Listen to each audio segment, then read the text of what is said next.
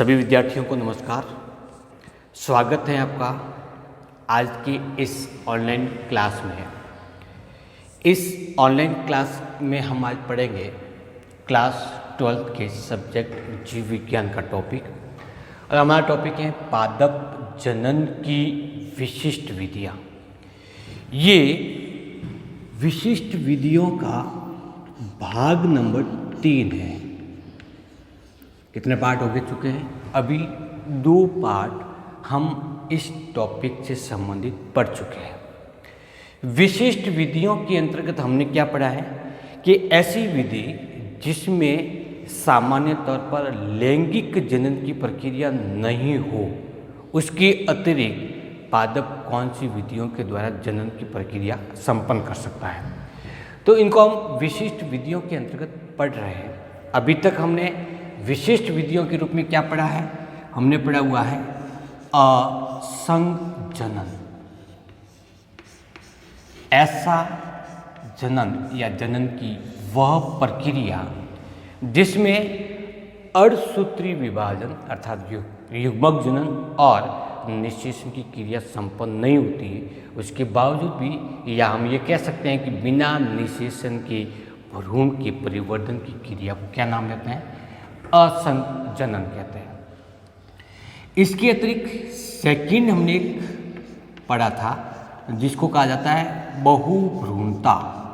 बहुभ्रूणता का तात्पर्य क्या होता है? परिभाषा हमने पढ़ी थी इसकी। बहुभ्रूणता उसको कहते हैं कि जब किसी एक ही बीज में एक से अधिक भ्रूण उपस्थित होते हैं तो उसको नाम देते हैं बहुभ्रूणता। एक से अधिक भ्रूण उपस्थित होते हैं तो नाम देंगे बहुभ्रूणता। अधिक भ्रूण की उपस्थिति होने पर भी केवल एक भ्रूण सक्रिय रहता है, बाकी निष्क्रिय रहता है। तो क्या आप इसका कोई अपवाद बता सकते हैं कि भ्रूण में बहुभ्रूणता, बीज में बहुभ्रूणता पाई जाती है और उसमें एक से अधिक भ्रूण उपस्थित है? ऐसा एक एग्जाम्पल जिसमें एक से अधिक भ्रूण सक्रिय पाए जाते हैं, उपस्थित भी हैं और सक्रिय भी है। तो इसका एग्जाम्पल क्या है? इसका एग्जाम्पल है वेंडा। वेंडा नामक प्लांट में बहुभ्रूणता पाई जाती है और उसके बावजूद भी उसमें एक से अधिक भ्रूण सक्रिय रहते हैं। बहुभ्रूणता के बाद में तीसरा जो हम आज टॉपिक पढ़ने जा रहे हैं वो कहलाता है अनिषेक जनन। तो हमें आज के इस टॉपिक में क्या पढ़ना है? अनिषेक जनन पढ़ना है।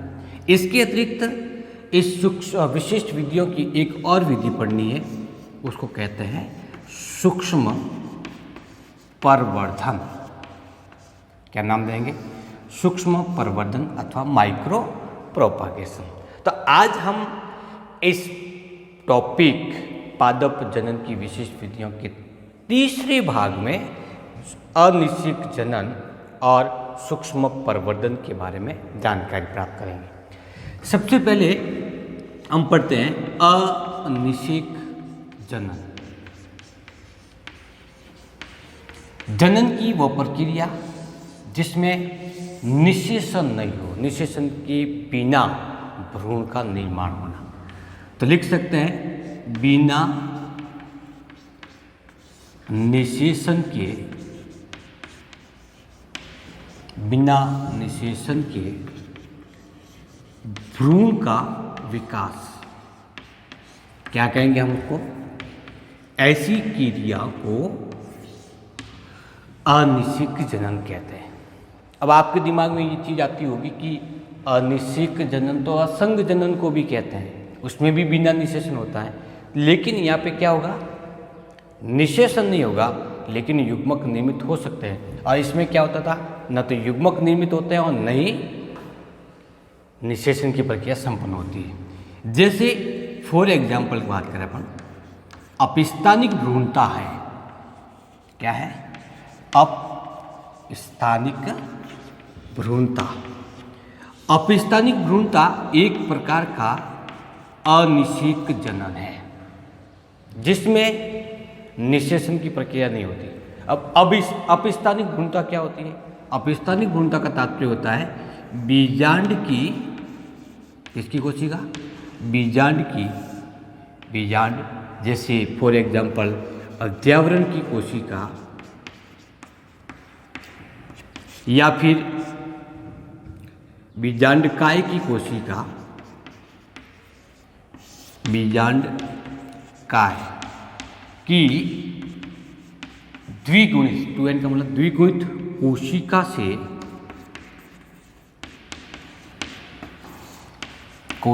से भ्रूण का निर्माण होना। तो अपस्थानिक भ्रूणता एक प्रकार का अनिश्चित जनन को संपन्न करता है।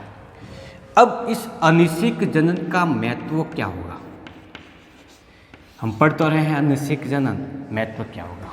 क्योंकि इसमें निषेचन की प्रक्रिया नहीं होती, इसलिए होगा क्या कि जैसे एक पैतृक कोशिका है या मातृ कोशिका है, इस मातृ कोशिका से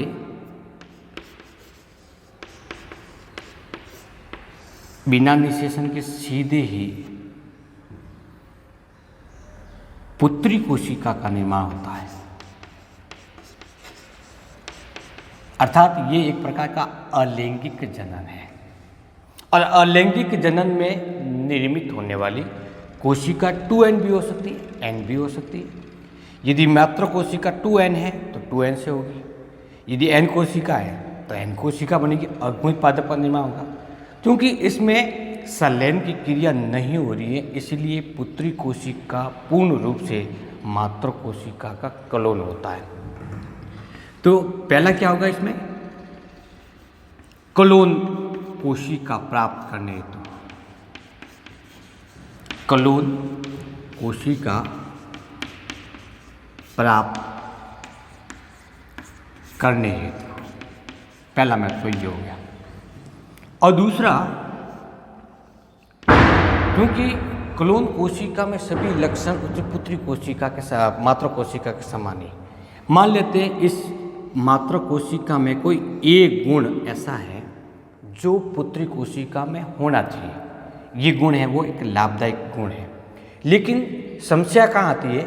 जब इस मातृ कोशिका से अर्धसूत्री विभाजन होता है, उस समय जीन विनिमय के कारण ये कुल 2 प्रकार के जो 4 युग्मक बनते हैं, अगुणित होगा तो 4 युग्मकों का निर्माण होता है। इसमें से जो ए लक्षण था वो विनिमय क्रिया के दौरान इस पहले वाले युग्मक में चला जाता है, लेकिन अब ये युग्मक निषेचन में भाग नहीं ले रहा है, जबकि निषेचन में भाग कौन सा ले रहा है? इसमें से ले सकता है या इन तीनों में से कोई एक हो सकता है। मान लेते हैं ये ए वाला युग्मक नहीं ले रहा है, पहला युग्मक नहीं ले रहा है, दूसरा नहीं ले रहा है, तीसरा नहीं ले रहा है। युग्मक संलयन में भाग लेने वाला युग्मक कौन सा है? चौथा भाग है, चौथा युग्मक संलयन में भाग ले रहा है, पहला नहीं ले रहा है। तो जो वास्तविक लक्षण, जो लाभदायक लक्षण था वो पहले युग्मक में चला गया, और ये युग्मक निषेचित नहीं होने के कारण नष्ट हो जाता है। तो जो लाभदायक लक्षण था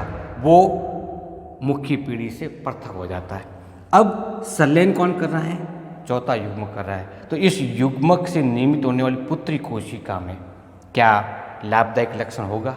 नहीं होगा।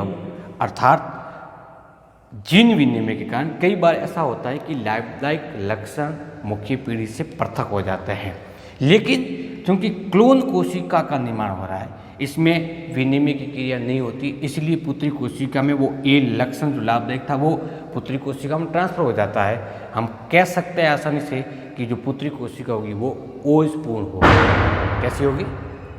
ओजपूर्ण होती है। तो लिख सकते हैं अपना आराम से कि हमेशा संतति या पुत्री कोशिका संतति लाभदायक लक्षण युक्त या ओजपूर्ण होती है। ओजपूर्ण होती है।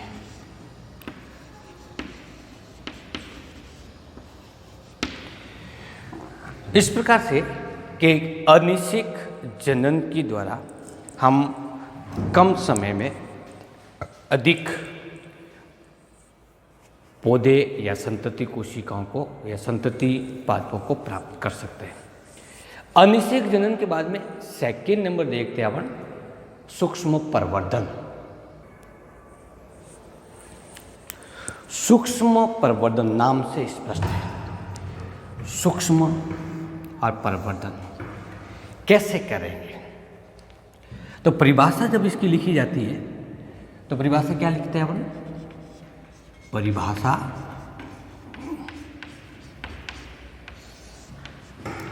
कम समय में या उत्तक संवर्धन के द्वारा लिख सकते हैं, पादप उत्तक संवर्धन द्वारा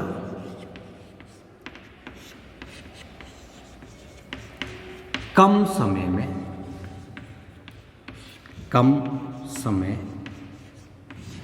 एवं सीमित स्थान पर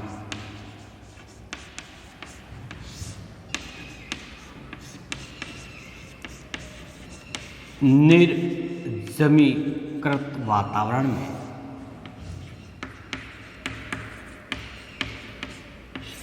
पादपों का संवर्धन, किसका संवर्धन करें अपन, पादपों का संवर्धन करें या पादपों का प्रवर्धन करना सूक्ष्म प्रवर्धन कहलाता है।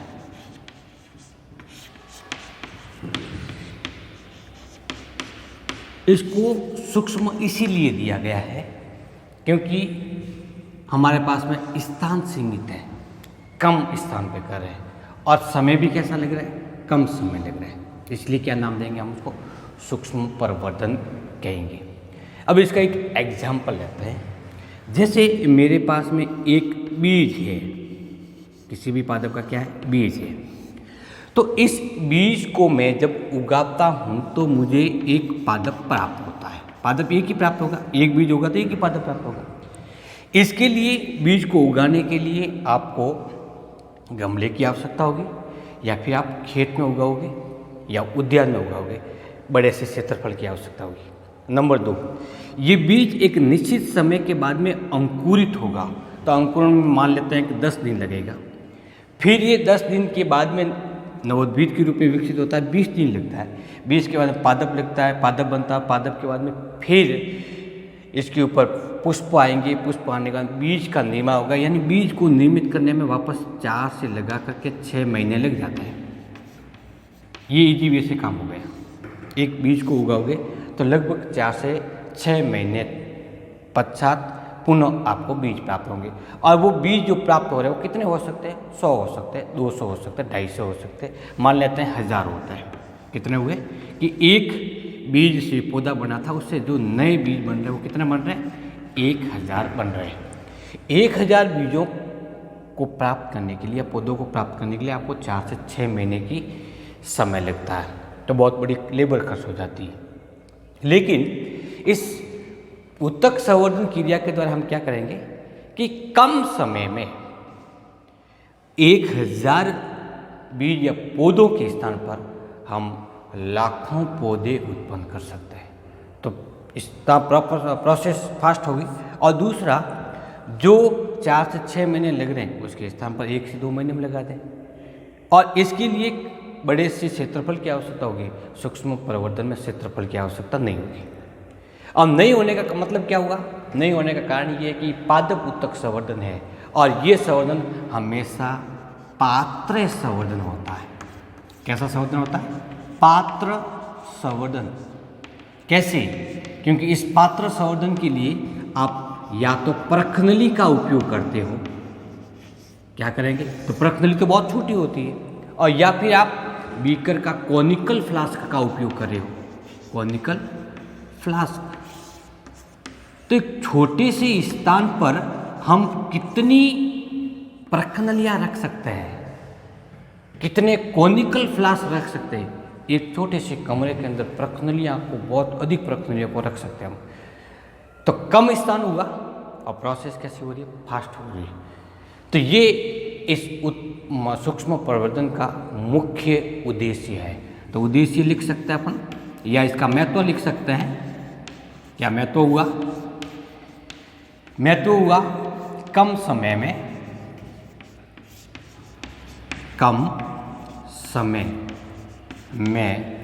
अधिक पादपों का संवर्धन। पहला पॉइंट ये हुआ। दूसरा, सेकंड नंबर, जो पादप भाग प्रयुक्त करेंगे हम संवर्धन क्रिया के लिए वो पूर्ण रूप से स्वस्थ होगा अथवा रोग रहित पादप का संवर्धन। किसी भी प्रकार के रोग होने की संभावना नहीं होगी। तीसरा लक्षण क्या हो सकता है कि हम इस सूक्ष्म प्रवर्धन के द्वारा कायिक बीज का निर्माण कर सकते हैं। किसका निर्माण कर सकते हैं? कायिक बीज। किसको कायिक बीज कहते हैं? सामान्य लैंगिक जनन क्रिया के द्वारा जो बीज का विकास होता है वो सामान्य बीज कहलाता है, लेकिन कोई द्विगुणित कोशिकाओं से भ्रूण का निर्माण करा, उसके चारों तरफ हम आवरण का निर्माण कर देते हैं, तब उसको कहते हैं कायिक बीज का विकास कर सकते हैं। नंबर 4, इस सूक्ष्म प्रवर्धन का उद्देश्य होता है उच्च गुणवत्ता युक्त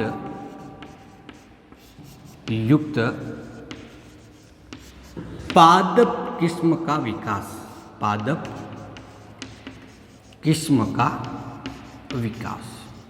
तो कुल मोटे तौर पर 4 उद्देश्य ऐसे हैं जिसके लिए हम सूक्ष्म प्रवर्धन की क्रिया करते हैं। अब जनन के अंतर्गत इसको क्यों पढ़ा गया? क्योंकि इसके द्वारा कम समय में अधिक मात्रा में पादप विकसित होते हैं और पादप जनन क्रिया के द्वारा भी कई पादपों को या संतति को विकसित करते हैं। सूक्ष्म प्रवर्धन की क्रिया होती कैसे है? ये प्रोसेस किस प्रकार से संपन्न होगा? सूक्ष्म प्रवर्धन की प्रक्रिया कैसे की जाती है? कितने चरण में संपन्न होती है? तो सूक्ष्म प्रवर्धन को हम मुख्य रूप से 5 भागों में विभक्त करते हैं। पहला इसका शून्य चरण कहलाता है, दूसरा प्रथम चरण कहलाता है, तीसरा द्वितीय, चौथा तृतीय और पंचम चतुर्थ चरण कहलाता है। तो कुल 4 स्टेज में ये प्रक्रिया संपन्न होती है। अब ये 4 स्टेज की प्रक्रिया किस प्रकार से संपन्न होगी, इसको हम एक डायग्राम के साथ साथ में उसको समझते जाते हैं। हालांकि सूक्ष्म प्रवर्धन की प्रक्रिया का विस्तृत विवरण, इसका विस्तृत वर्णन हम एक बार पुनः पढ़ेंगे पादप ऊतक संवर्धन के अंतर्गत। पहले भाग में क्या करेंगे? 0 स्टेज होगा, उसमें कर्तोतक लिया जाएगा। जैसे ये एक पादप है, किसको कहते हैं? कर्तोतक। इस पर ये पुष्प लगे हुए हैं, शाखा है, पर्ण है, जड़ है। अब इस पादप भाग से किसी भी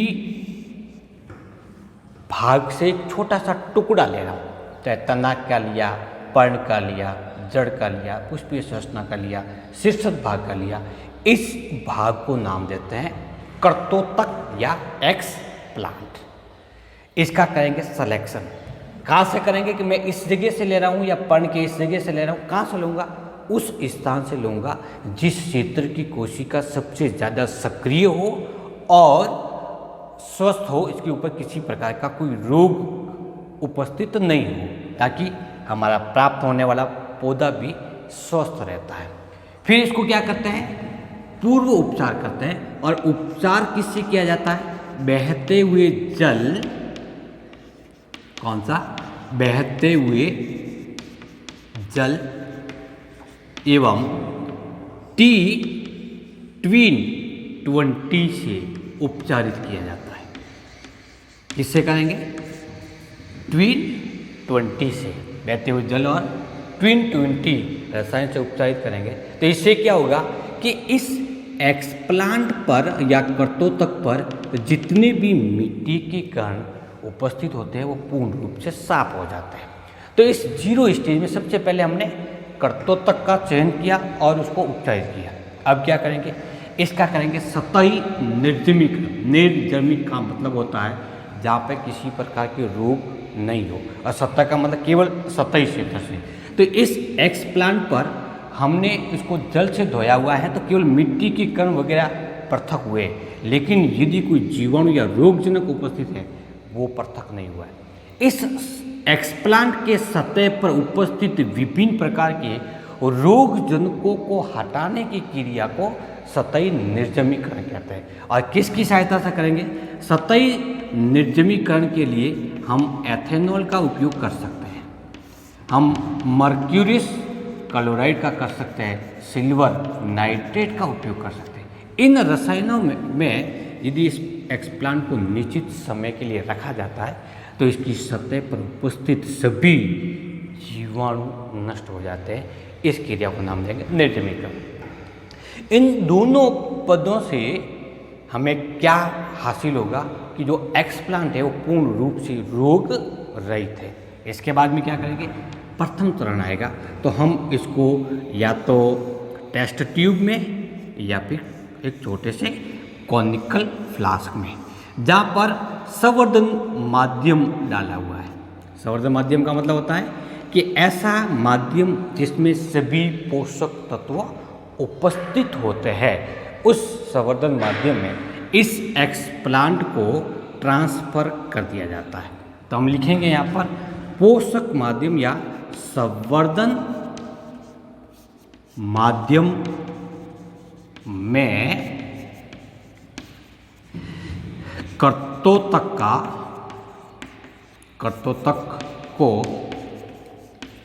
स्थानांतरित करना, कर्तोतक का स्थानांतरण। इसके बाद में स्टेप नंबर 3 आएगा। इस तीसरे स्टेप के अंतर्गत क्या होगा, तीसरे स्टेप में क्या करेंगे कि इस पोषक तत्वों में जब पोषक तत्वों की कमी होना प्रारंभ होती है तो इसकी वृद्धि कम होना स्टार्ट हो जाती है, कम होती है। इसलिए इसको दूसरे पोषक माध्यम में स्थानांतरित करेंगे ताकि इस प्रक्रिया में अंग जनन हो जाए, जड़ निकलना विकसित हो जाती है, प्रतंत्र विकसित हो जाता है, कोशिकाएं प्रारंभिक अवस्था से पौधे के रूप में परिवर्तित होना प्रारंभ हो जाएगा। नाम देंगे उसको अंग जनन। ये अंग जनन की प्रक्रिया मुख्य रूप से पादप हार्मोन की उपस्थिति में संपन्न होती है। फिर इसको तीसरे चरण में पादप का पुनरुत्थान भवन करेंगे। पुनरुत्थान भवन, इस क्रिया में क्या होगा कि पुनः इस कोशिका से जो कोशिका समूह बना, कैलस बना, इस कैलस में परोतंत्र और मूल तंत्र का विकास करेंगे। तो इस प्रकार से एक छोटे से स्थान पर एक परखनली में एक पौधे का निर्माण हो जाता है। किसका निर्माण हो जाता है? पौधे का। तो जितनी परखनलियाँ होगी उस सभी में कोशिकाओं से एक पौधा प्राप्त होगा। इस प्रकार से इस क्रिया को क्या नाम देंगे हम? पुनरुत्भवन क्रिया का नाम देंगे। जो पौधा विकसित हुआ है उसको अगले स्टेज में ले जाएंगे। जो पौधा परखनली में विकसित हुआ है, जहाँ पर अनुकूलित वातावरण था, अनुकूलित टेम्परेचर था, पूरी वातावरण था वो निर्जमीकृत था, तो इस वातावरण में उगने वाला पौधा यदि हम इस पौधे को डायरेक्ट खेत के अंतर्गत फील्ड में या उद्यान में स्थानांतरित कर देते हैं तो वो पौधा कभी भी बाह्य वातावरण के प्रति अनुकूलित नहीं होने के कारण जीवित नहीं रहेगा। इसलिए धीरे धीरे टेम्परेचर बढ़ाएंगे, आर्द्रता बढ़ाएंगे, बाह्य वातावरण के प्रति उसको अनुकूलित करेंगे। इस क्रिया को नाम देंगे दृढ़ीकरण या पूरी स्थापना प्रक्रिया कहते हैं। तो इस दृढ़ीकरण क्रिया के पश्चात ये पादप पूर्ण रूप से बाह्य वातावरण के प्रति अनुकूलित हो जाएगा। इनको हम आसानी से फील्ड में लगा सकते हैं। तो इस प्रकार से एक एक्सप्लांट लिया तो एक्सप्लांट हमें एक बार ही लेना होता है और उस एक्सप्लांट से जब उसको संवर्धन माध्यम में स्थानांतरित करेंगे तो कैलस का निर्माण होगा। तो कैलस की जितनी कोशिका होगी उतने पौधे बनेंगे, अर्थात पादप की एक कोशिका, जिसको हम नग्न रूप से नहीं देख सकते, वो एक पूर्ण रूप से पादप को निर्मित कर सकती है। जितनी कोशिका होगी उन सभी कोशिका समूह को प्रखनलिया में स्थानांतरित करते जाएंगे। जितनी प्रखनलियाँ बढ़ेंगी उतने पादपों का निर्माण होगा। तो प्रखनली एक छोटा सा स्थान है जहाँ पे कम मात्रा में पोषक तत्वों की आवश्यकता होती है और इसकी सहायता से हम तीव्रता से पादपों का विकास कर सकते हैं। तो ये एक प्रक्रिया थी, वो पादप ऊतक संवर्धन कहलाती है, सूक्ष्म परिवर्धन कहलाती है, जिसको हम पादप ऊतक संवर्धन के अंतर्गत पढ़ते हैं। इस सूक्ष्म परिवर्धन क्रिया के द्वारा कई प्रकार के पादपों का संवर्धन किया जा चुका है, जैसे गुलदाउदी होती है, ऑर्किड है, ग्लेडियोलस है, इत्यादि पादपों को सफलतापूर्वक वर्तमान में उत्पन्न किया जा चुका है। इसी के साथ पादप जनन की विशिष्ट विधियों का ये टॉपिक और ये चैप्टर नंबर 4 कंप्लीट होता है। आप अपने नोट्स साथ साथ में बनाते रहिए। Thank you.